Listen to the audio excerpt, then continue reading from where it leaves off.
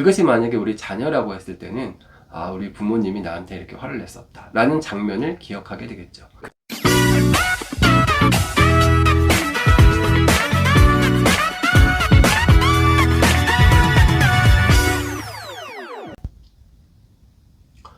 안녕하세요, 모두쌤입니다. 오늘은 화에 대한 이야기를 한 번 더 나눠볼까 합니다.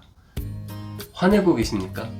혹시 지금 누군가에게 화가 나서 한바탕 소리를 좀 지르고 오셨습니까? 아니면 내가 누구한테 좀 화를 한번 내야지 라는 생각을 하고 계신가요? 아니면 참아야지, 내가 화내서 뭐 하겠어, 이런 생각을 하고 계시는지 모르겠습니다. 사람이 살다 보면 화도 낼 수 있고 또 화를 내고 싶으나 그 화를 참아야 되는 순간도 있고, 또는 내가 화를 냈어야 되는데 그때 화를 내지 못한 거에 대해서 후회를 할 때도 있습니다. 또 내가 화를 내는 대상이 우리 자녀를 대하면서 화를 낼 때가 사실 좀 많죠. 그리고 내 바로 옆에 있는 동료 선생님에게 화를 낼 때도 있고, 또 나보다 직책이 높은 나의 상관을 보면서 화를 낼 때도 있고, 사실 그때는 화보다는 이의를 제기하거나 어떤 불만을 이야기하는 상황이 되겠고요. 반대로 나하고 같은 부서에 있는 부하 직원에게 화를 낼 때도 있고, 여러 가지 상황들이 존재한 것 같습니다. 또는 대상이 없고 그냥 막연히 화가 날 때가 있죠. 왜 내 일은 이렇게 안 되지? 왜 다른 사람들은 일이 잘 되는 것 같은데 내가 관심 있고 내가 하고자 하는 일은 항상 이렇게 꼬이지?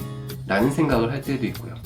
또는 어느 순간에 그때 뭘 했어야 되는데, 이럴 때가 있죠. 그때 집을 샀어야 되는데, 또는 그때 집을 팔았어야 되는데, 그때 공부를 더 열심히 했어야 되는데, 그때 내가 그 일을 하지 말았어야 되는데, 이럴 때가 있죠.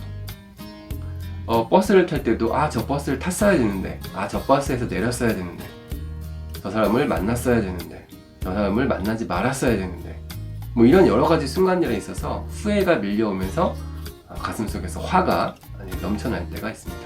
그럴 때 여러분은 어떻게 처리하십니까? 화가 내면에서 치밀어 오를 때 화를 그대로 내십니까? 아니면 되도록 화를 참으려고 애를 쓰십니까? 아마 대부분의 분들은 화를 그대로 내뿜는 것보다는 내 안에서 조금 감당하려고 애를 많이 쓰실 겁니다. 그래서 화병이라는 게 우리 한국 사람에게 있다고 합니다. 그러니까 화를 내야 되는데 항상 참으라고 하니까 참지 못하고 내 안에 갖고 있다가 그것이 이제 병으로 되는 거죠.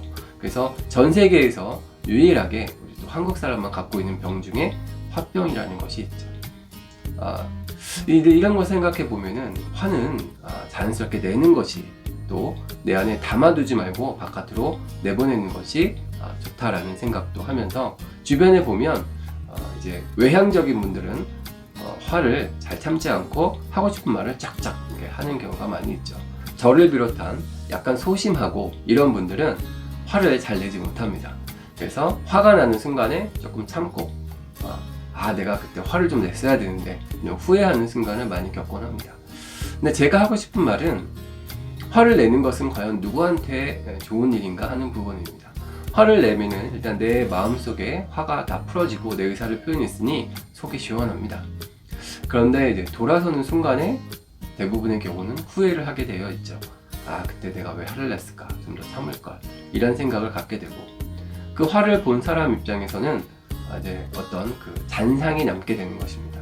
그것이 만약에 우리 자녀라고 했을 때는 우리 부모님이 나한테 이렇게 화를 냈었다 라는 장면을 기억하게 되겠죠.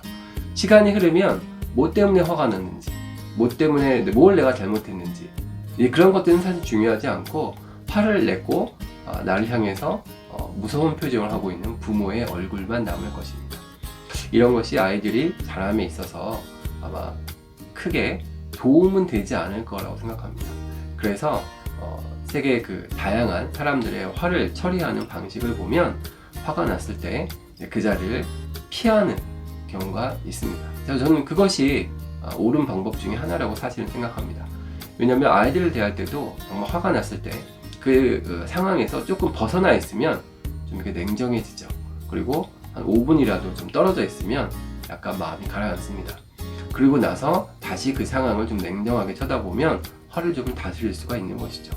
그런데 내 안에서 밀려오는 화를 한번 내버리고 이런 것이 습관화가 되면 자동적으로 사람은 화가 나서 내뿜게 되어 있습니다. 그리고 그 화를 보는 사람 입장에서는 일종의 강화가 되는 거죠. 그래서 그 정도 화에는 이제 그러려니 하고 그냥 대수롭지 않게 여기면 저쪽에서는 더 강한 화를 내야지 이제 이쪽에서 화가 났구나 라고 느끼는 게 되는 것처럼 그 장면을 좀 피하고 그 다음에 내 자신을 조금 다스려 볼 수 있도록 노력해 보는 것이 저는 중요하다고 생각합니다. 가끔 학교에서 이제 저도 생활하다 보면 화를 잘 내시는 교직원도 있고요. 여관에서는 또 화를 내지 않는 분들 계시는데 그 패턴들이 비슷한 것 같습니다. 화를 잘 내시는 분들은 항상 화를 잘 내시고 화를 좀 잘 참는 분들은 항상 잘 참는데 이게 보면은 좀 아쉬울 때가 있어요. 화를 좀 잘 내시는 분들은 좀 자제를 했으면 좋겠고 화를 늘 참아 버릇하시는 분들은 오히려 그분들은 좀 자기 의사표현을 좀 더 했으면 좋겠는데 이것이 살아온 방식이기 때문에 잘 변하지는 않는 것이라고 생각합니다. 하지만 건강을 위해서라도 여러분 화는 폭발하는 것이 건강에 그렇게 좋지는 않다고 또 하니 되도록이면 화가 나는 상황을 좀 피하고 그리고 화를 내고 싶어도 한 번 더 좀 떨어진 곳에서 내 자신을 좀 가라앉혀보는 그런 노력이 필요할 것 같습니다. 우리가 살다 보면은 사실 마음대로 되지 않는 상황은 항상 벌어지게 되어 있고요. 인간이라는 존재 자체가 불완전하기 때문에 우리 주변에 있는 상황이 불안정하고 불안전하게 되는 것은 당연할 것이라고 생각합니다.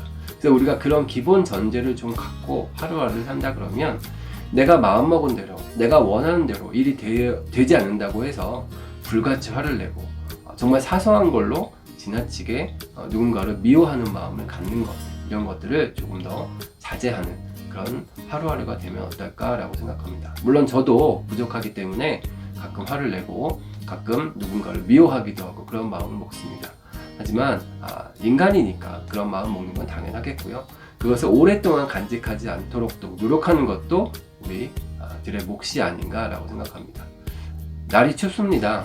이렇게 추운 겨울날 내 마음까지 화로 또 갖고 있으면 더욱더 추운 날이 되지 않을까라고 생각합니다. 그래서 내가 더 그릇이 크니 내가 더 마음의 여유가 있으니 당신들의 모든 죄를 사하겠다. 내가 너그럽게 용서해 주겠다. 라는 마음으로 하루하루를 살면 어떨까 하는 생각을 잠깐 해봤습니다.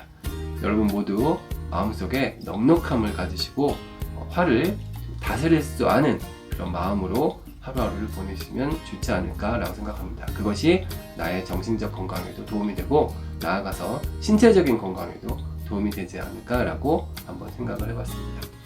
제 영상이 조금이라도 도움이 되셨다면 구독과 좋아요 한번 눌러주시면 감사하겠습니다.